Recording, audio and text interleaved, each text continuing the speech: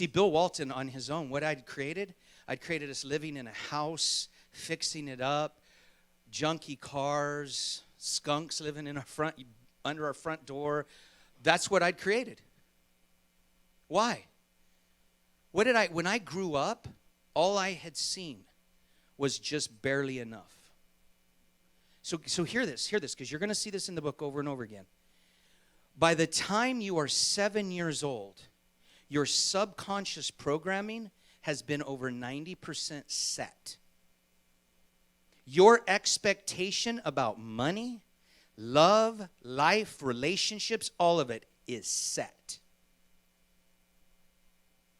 Now, all of this is in the book. This is all part of the research. So you're just going to take my word on it for right now because you need to listen to what I'm saying as we're moving into wrapping this up. 7. The Jesuits say, give me a boy until they're 7, I will show you the man. Think about it. Let it soak, let it soak, let it soak. So if I grew up and this is what I heard growing up all the time.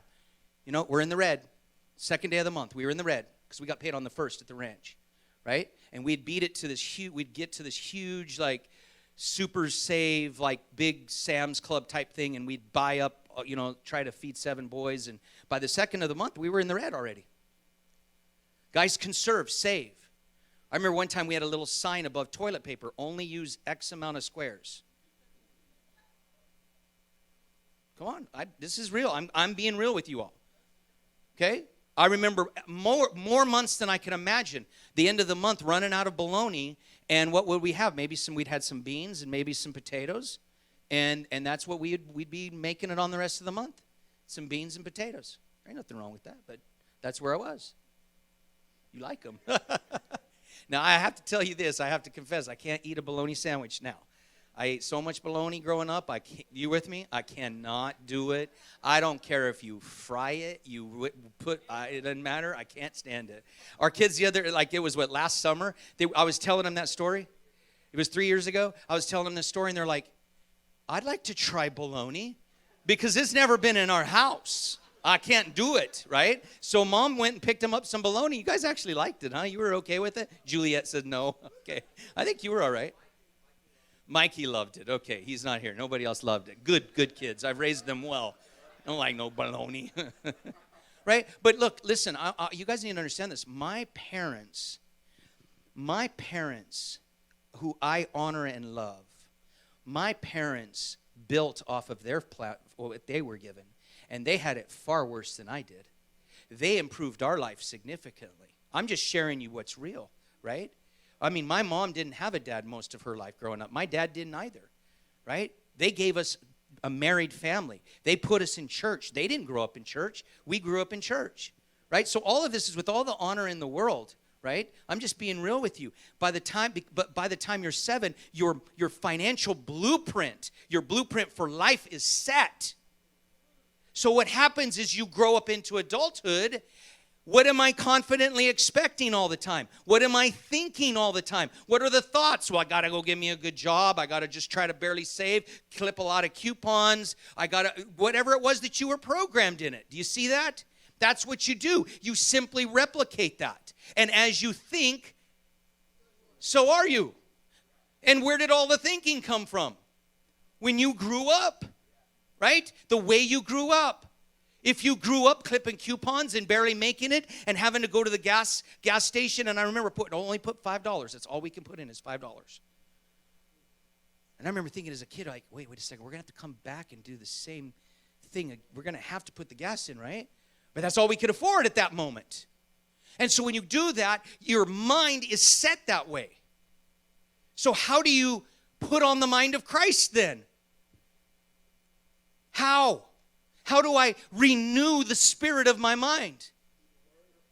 Repetition. God knew he had to reprogram Bill's carnal mind into getting him renewed in the spirit of the mind of Christ. And you cannot do that without a plan and without a structure.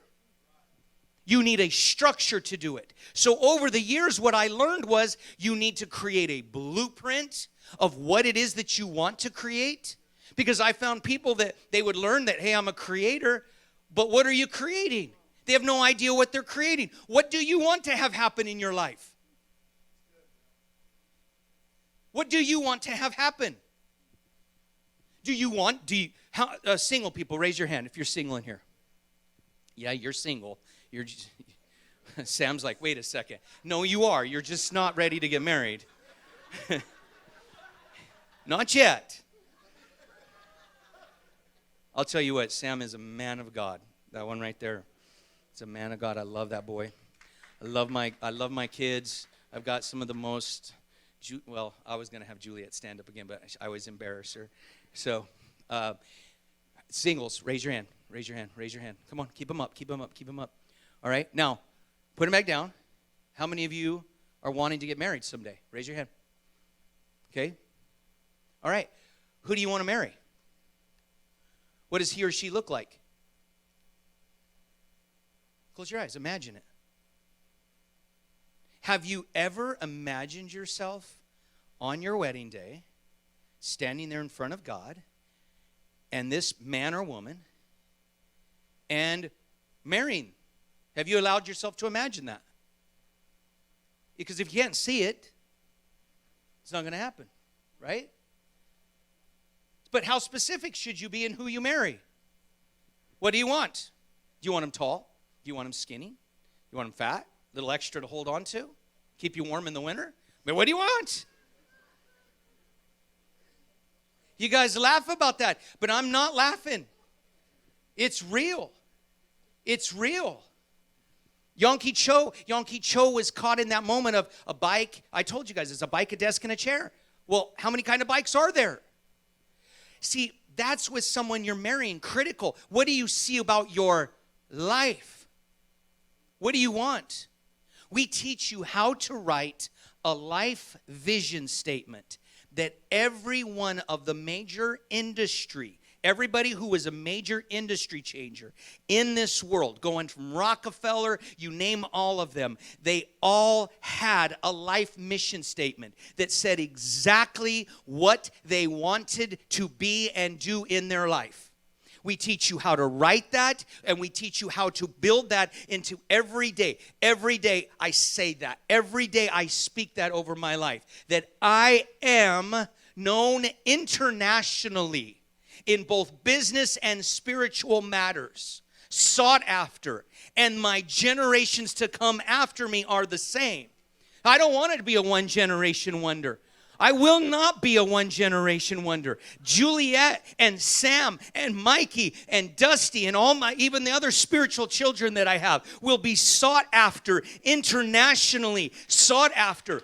Now, whoa. I've got to know what I want.